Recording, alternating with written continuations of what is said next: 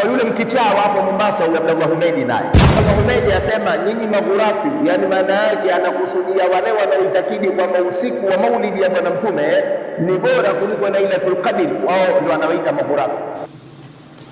Musiwe makhurafi, mtakuwa ni sababu ya Waislamu kuudharau huu usiku. Makhurafi, msijaribu kutuharibia dini yetu. Msijui hawa watu wasoma vitabu gani, kama ni Qur'an. Wakati huo ghurafi yeye, lakini anaita maghurafi, asema nyinyi maghurafi msiwe ni sababu ya watu kuudharau usiku wa Lailatul Qadr, msiwe ni sababu ya watu kuudharau, ya Waislamu kuudharau usiku wa Lailatul Qadr. Yani anakusudia maghurafi kwamba ni sisi ama yule ambaye anatetea usiku wa mazazi ya Bwana Mtume, huyo ndio ghurafi. Yeye ndio anachomaanisha, lakini sisi sio maghurafi, ila tutamjibu kwa sababu tutatazama pointi kuu. Sasa tutajiweka kwa hivyo anavyotaka yeye, kwa sababu tutatazama pointi kuu, kwa sababu katuita jina baya kwa kuwa yeye haitakidi kwamba usiku wa maulidi ni bora kuliko Lailatul Qadr. Hata wale wanaoitakidi usiku wa maulidi ni bora. A'udhu billahi minash shaitanir rajim. Bismillahir rahmanir rahim. Alhamdulillahi alladhi hadana lihadha wama kunna linahtadiya laula an hadana Allah. Allahumma salli wa sallim wa barik ala sayyidina Muhammad al-fatih lima ukhliq والخاتم لما سبق الناصر الحق بالحق والهادي إلى صراطك المستقيم صلى الله عليه وعلى آله وصحبه حق قدره ومقداره العظيم. أما بعد، نويت التعلم والتعليم والتذكر والتذكير والنفع والانتفاع والإفادة والاستفادة والحث على التمسك بكتاب الله وسنة رسول الله صلى الله عليه وسلم والدعاء إلى الخير والدلالة على الهدى ابتغاء مرضات الله تعالى وقربه وثوابه. قال الله تعالى بعد أعوذ بالله من الشيطان الرجيم: بسم الله الرحمن الرحيم. إنا أنزلناه في ليلة القدر وما أدراك ما ليلة القدر ليلة القدر خير من 1000 شهر تنزل الملائكة والروح فيها بإذن ربهم من كل أمر سلام هي حتى مطلع الفجر. Baada ya kumhimidi Mwenyezi Mungu Subhanahu wa Ta'ala, vile vile kumtakia rehema na amani kiongozi wa umma ambaye ni mtume wetu Muhammad sallallahu alayhi wasallama, tupo kwa mara nyingine kwa ajili ya kuelezea mambo yanayohusiana na Uislamu wetu, hususan katika kadhia iliyopo ya mufti wetu, namna alivyozungumza kwamba usiku wa mazazi yake Mtume sallallahu alaihi wasallam huwa ni bora kuliko Lailatul Qadr. Katika usiku huu au katika jambo hili ukaja watu wakapinga na wakamtweza mufti wetu huyu wa Tanzania, Sheikh Abu Bakari Zubeir. Wa kwanza ambaye tulimsikia ilikuwa ni Sheikh Salim Barahian kumsapoti khatibu wake ambaye ni katika vijana wake aliyozungumza katika msikiti ule wa barabara 19 pale mjini Tanga.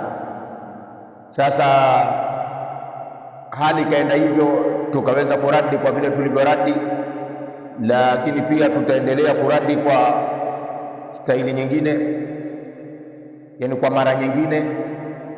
Lakini pia vile vile tukamsikia naye mpuuzi mmoja ama mkichaa mmoja kutoka katika mji wa Mombasa akiitwa Abdullah Humeidi, ama kwa jina jingine anaitwa Dilele.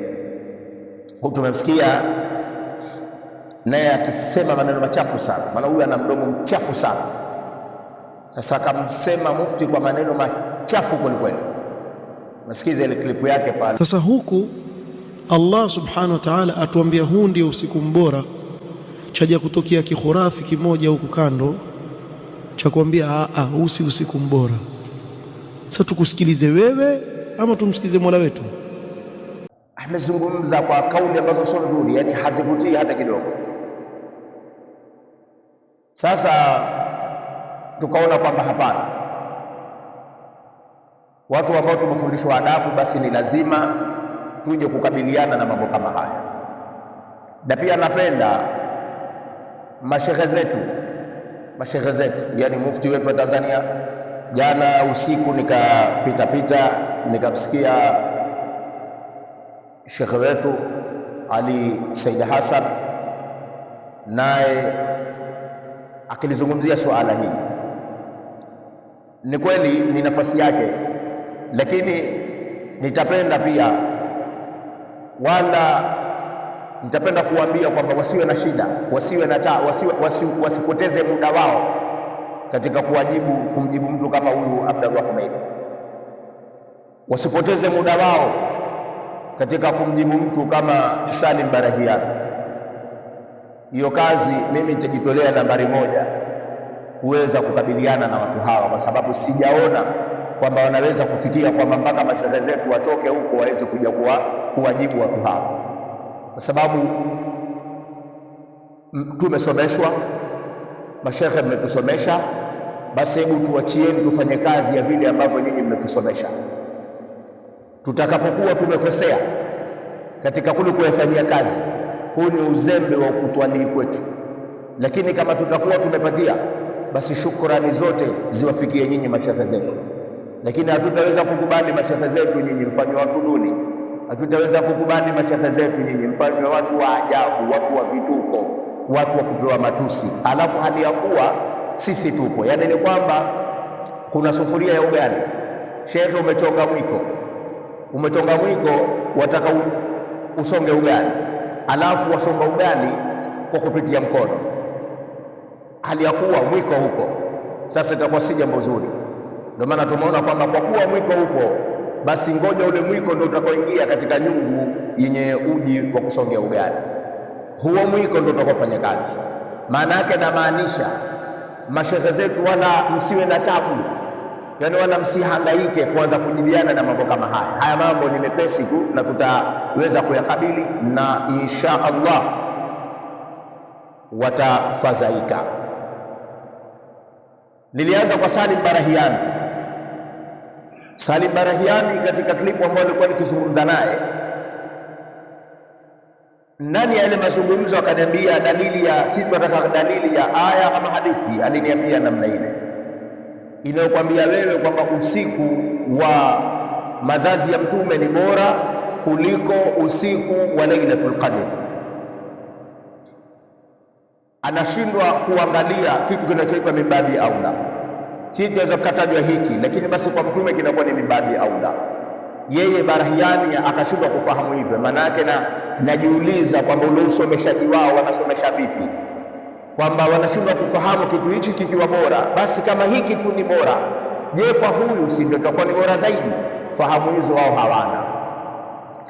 Lakini katika kule kutaka mwanazuoni, jana usiku mimi nikamtafuta Sheikh Salim Barahiani, lakini lengo la kumtafuta lilikuwa ni kuhusiana na masala haya ya mwezi muandamo.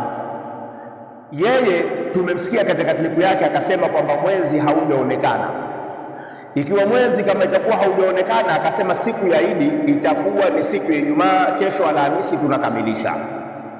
Lakini kufika usiku unavyokwenda, tumemaliza kusali tarawih saa 5 saa 6 katika magrupu yetu tuangalia, wakuta Afghanistani, Niger, Mali wote wametangaza kwamba leo Alhamisi itakuwa ni siku ya Eidul Fitri, yani tarehe mosi Shawwal. Kuona vile kutokana hawa wenzetu ni watu wa mwezi wa kimataifa, sio mwezi wa sehemu fulani tu, wao wanatuambia ni mwezi wa kimataifa.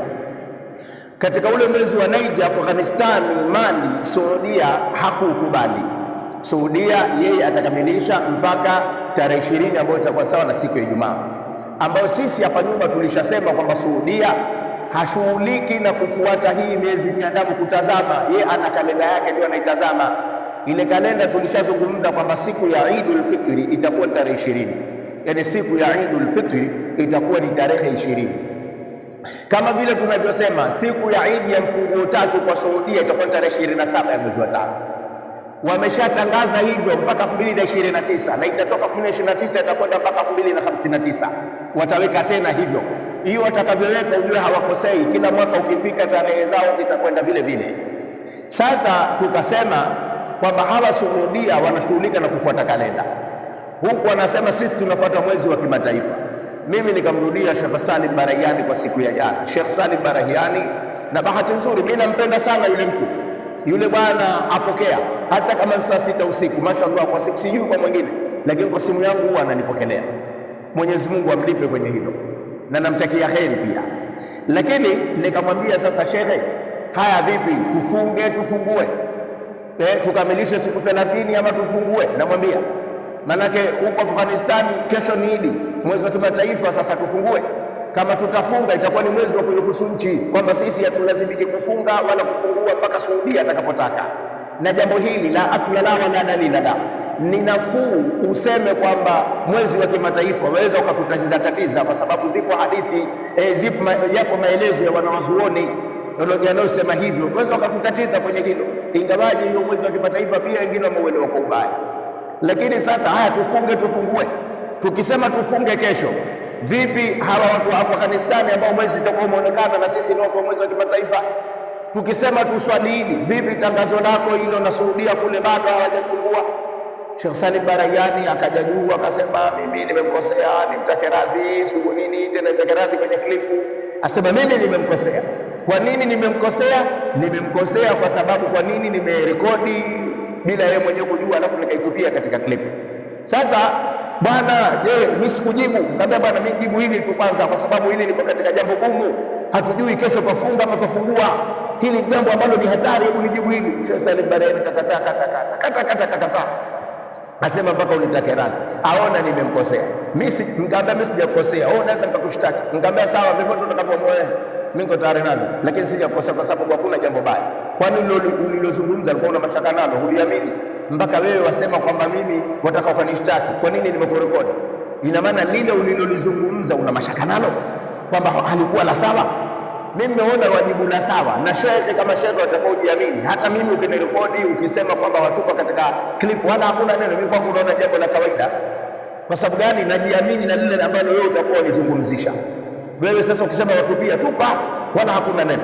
Sasa nikamwambia bwana shekhe, mimi wala sina shaka na wewe, basi lakini bwana nitake radhi. Nikamwambia ngoja basi tutajua kwa kufanya hivyo. Sasa mule katika mazungumzo nikamwambia basi shekhe, mimi nimekukosea, basi kama hivyo unavyotaka, lakini mimi sijakosea, ila unavyotaka wewe. Mimi nimekukosea, basi cha msingi wewe nijibu hili la Afghanistan na Mali na Niger inakuwaje? Hilo ndio jambo la msingi ninalotaka mimi.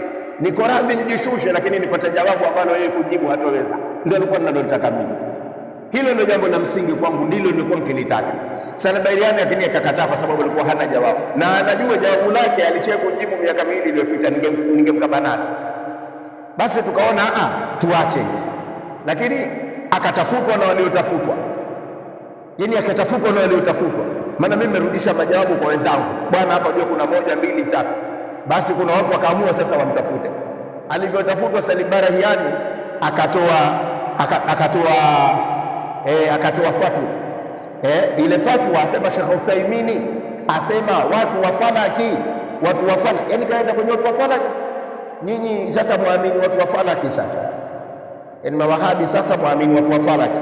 Hilo jibu alichokunipa mimi miaka miwili iliyopita. Sasa akasema Sheikh Uthaymeen asema watu wa falaki wanategemewa katika kuthibitisha, lakini wakisema kwamba haiwezi katika kukanusha, basi huo mwezi hauwezi kuandama, hatuwezi kukubali. Wakishasema kwenye kukanusha, hesabu zao zikienda bwana kama labda Alhamisi ama Jumatano, mwezi hauwezi kutoka. Wanasema hivyo, mwezi hauwezi kutoka, wanasema hivyo, mwezi hauwezi kutoka. Basi sisi tutashika ile kwamba mwezi hauwezi kutoka kuliko mwezi utatoka. Sasa akitokea yoyote atakayesema mwezi umeandama, hatutaweza kukubali. Ndio majibu ya Sheikh Salim Barahiani, akazungumza kwa Sheikh Salim Barahiani. Sasa mimi nikashangaa, huyu Muhammad bin Saleh Al-Uthaymeen ni mtu wa juzi kati tu, ni mwanazuoni wa kisasa kwa zama hizi, kafa mwaka 2001 hivi. Sasa mimi nikaa najiuliza kwa Sheikh Salim Barahiani, mimi kule umetaka aya na hadithi, wewe hili lako sasa, mbona wewe huna aya na hadithi wategemea mwanazuoni, tena umemshikilia ni mwanazuoni wa sasa, na kati wewe una mwezi wa kimataifa. Afghanistan wanasema ameona kule, kinachotakiwa alikuwa leo ni kufungua, sio kufunga. Lakini sisi tunasema kwamba nyinyi mawahabi mnafunga kwa kupitia Saudia, mnafungua kwa kupitia Saudia, na maneno haya ya kufunga, jambo hilo la kufunga kupitia Saudia na kufungua kupitia Saudia, la asla la wala dalila la, jambo hilo halina asili wala halina dalili, na ni jambo baya. Haitakani kufunga na kufungua kwa kupitia njia hiyo, kwa kuihusu nchi fulani tu, na tuacheni ulimkeni Sheikh Salim Barahiani pamoja na wengine wenye msimamo kama huo. Na ndio maana tuliwaambia msimamo thabiti kabisa, wewe msikilize mufti wako. Kenya msikilizeni mufti wenu, Saudia msikilizeni mufti wenu, na ndio Saudia wao kaanza kusikiliza mufti, Oman wanasikiliza mufti wao. Tanzania nasi kwani tuna matatizo gani? Tumsikilize mufti wetu. Mufti wetu akipatia, sisi hatuna neno, kuna sisi tumepatia. Akikosea, sisi hatuna lawama, tumepatia pia kwa yule kukosea mufti kwenye suala hili la mwezi. Haya, hoja yangu hapa ilikuwa kwamba Salim Barahiani, mbona umetegemea mwanazuoni na wewe wataka kala Allahu kala Rasulu? Ni kwa sababu sasa huku tukitegemea wanazuoni ni vibaya, ila nyinyi mkitegemea wanazuoni ni sawa. Uislamu hauendi hivyo, Sheikh Salim Barahiani. Sasa tukirudi katika pointi yetu ni kwamba kwa yule mkichaa hapo Mombasa, huyu Abdullah Humeidi, naye huyu, pointi yetu kwanza atakiwa uelewe ile Qur'ani namna ilivyokaa. Hapa haijalishi umeenda soma wapi, tunachotaka hii Qur'ani namna ilivyokaa. Qur'ani yasema inna anzalnahu, bimaana inna anzalna alqur'ana, inna anzalnahu fi lailatul qadr wama adraka ma lailatul qadr. Asema Mwenyezi Mungu, lailatul qadri khairun min alf shahr. Lailatul qadri ni bora kuliko miezi elfu. Lailatul qadri ni bora kuliko miezi elfu. Aya imekaa wazi wala haina utata. Lakini Abdullah Humeidi asema nyinyi maghurafi, yani maana yake anakusudia wale wanaoitakidi kwamba usiku wa maulidi ya Bwana Mtume ni bora kuliko Lailatul Qadr, wao ndio anaoita maghurafi. Wakati huo ghurafi yeye, lakini anaita maghurafi. Asema nyinyi maghurafi, msiwe ni sababu ya watu kuudharau usiku wa Lailatul Qadr, msiwe ni sababu ya watu kuudharau, ya Waislamu kuudharau usiku wa Lailatul Qadr. Yani anakusudia maghurafi kwamba ni sisi ama yule ambaye anatetea usiku wa mazazi ya Bwana Mtume, huyo ndio ghurafi.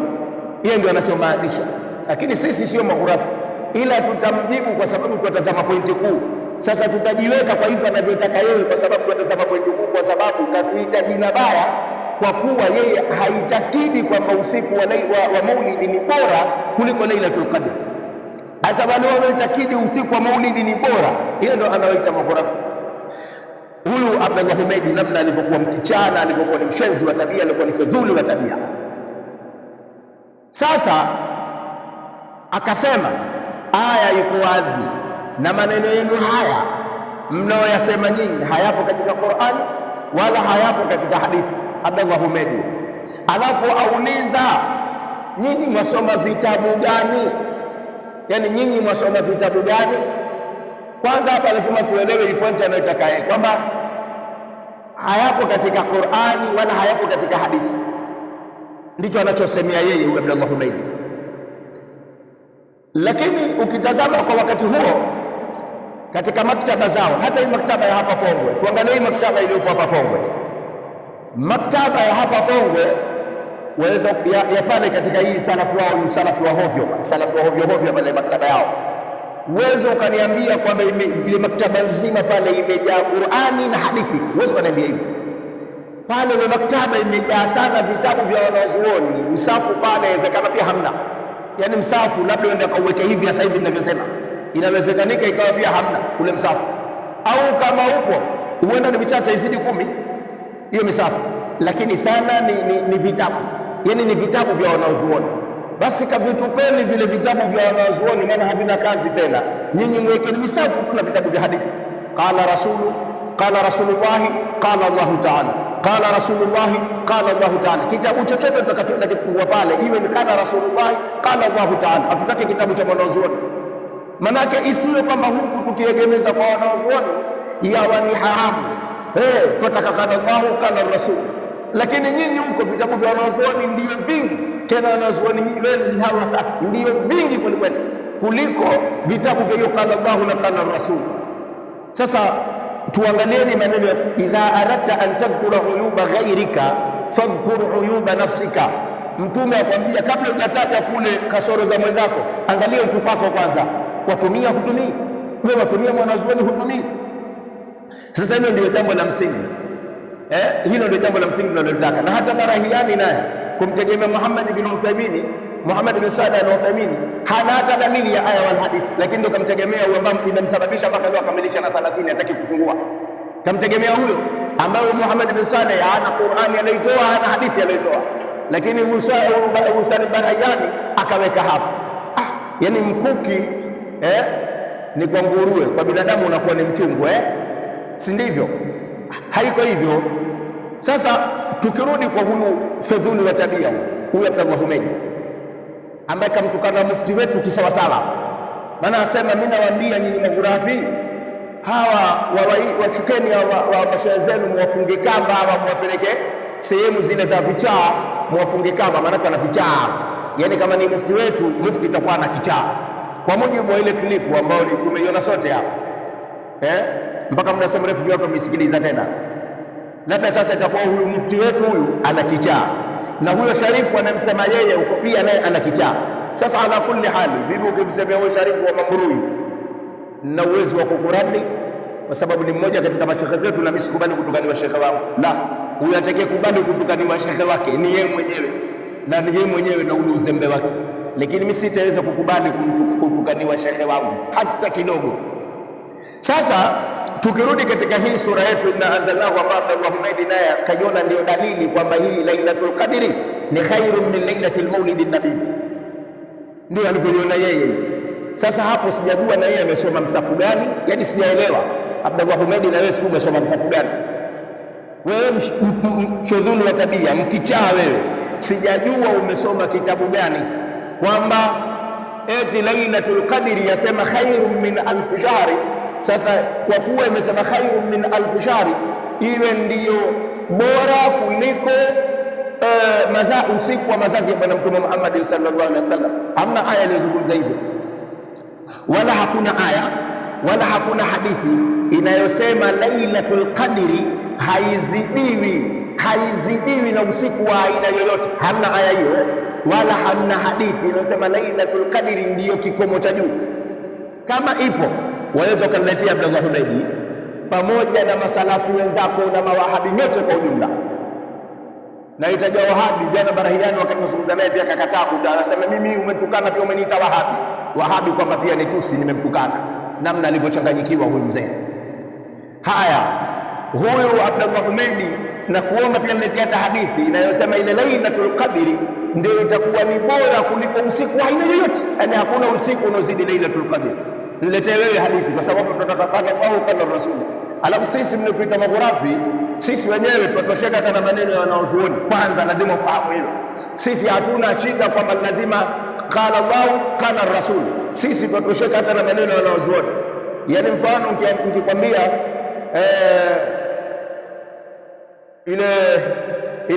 ile tuhfatul muhtaji ni kitabu cha fiqh. Sisi fiqh kwetu hatuhitaji mimi tutakavyosoma, hatuhitaji vile tutakavyosoma kwamba tuone kwamba lazima kumetajwa aya, kumetajwa hadithi. Sisi tutatosheka tu tulivyoambiwa al-fiqhu huwa al-mustanbatu min al-kitabi was sunna, khalas. Sisi tumetosheka na hapo, hatuna haja tena kwamba sasa hadithi yake iko wapi, sijui aya yake iko wapi. Si hatuko hivyo, twawataka nyinyi mmejitia kizaazaa, kwa sababu sisi tuwaamini hawa wanaozuoni, tuwaamini wanaozuoni wetu wao ni al-mustanbatu min al-kitabi was sunna, tuamini hivyo. Sasa tunataka nyinyi mawahabi ambao mnataka qala Allahu qala Rasulu, nyinyi sasa ndio mtuletee hadithi ama mtuletee aya itakayowaambia kwamba usiku wa Lailatul Qadri ni bora kuliko usiku wa aina yoyote ile. Sisi ndio tunataka hapo. Ukishindwa nitakuuliza Abdullah Humeidi, mkichaa wewe, kwani wewe wasoma kitabu gani? Yani unachosoma wewe ni kitabu gani? Maana wewe tuuliza sisi tusoma kitabu gani? Sisi tusoma vitabu vyetu ni hivi: Tuhfatul Muhtaj, kitabu chetu sisi Al-Mawahibu Ladunniya, vitabu vyetu sisi ni hivi hivi, Hashatu Sawi, vitabu vyetu sisi yani ni mambo ndio hivyo, ndio vitabu vyetu. Ad-Durr al-Mukhtar twasoma hivyo sisi, vitabu tunavyosoma ni hivyo. Sisi twasoma vitabu vya kina Imam Suyuti, ndio hivyo tunavyosoma. Sasa nataka wewe sasa, kama itakuwa huna jawabu kwa hili nililokuuliza, ndio uniambie kwa nini unasoma vitabu gani. Nataka hadithi ama nataka aya inayokwambia usiku wa Lailatul Qadri ni bora kuliko usiku wa aina yoyote ile. Mimi nathibitisha usiku wa Lailatul Qadri hauzidi ubora wa usiku aliozawa Bwana Mtume Muhammad sallallahu alaihi wasallam, lakini ule usiku aliozawa yeye Mtume, sio hizi siku zinazo. Tunataka ule usiku wa hakika ambao ndio usiku sasa Mtume azaliwa, sio hizi za kila siku Jumatatu, sio hizi. Tunataka ule ambao Mtume kazaliwa, ule ndio bora kuliko usiku wa Lailatul Qadr.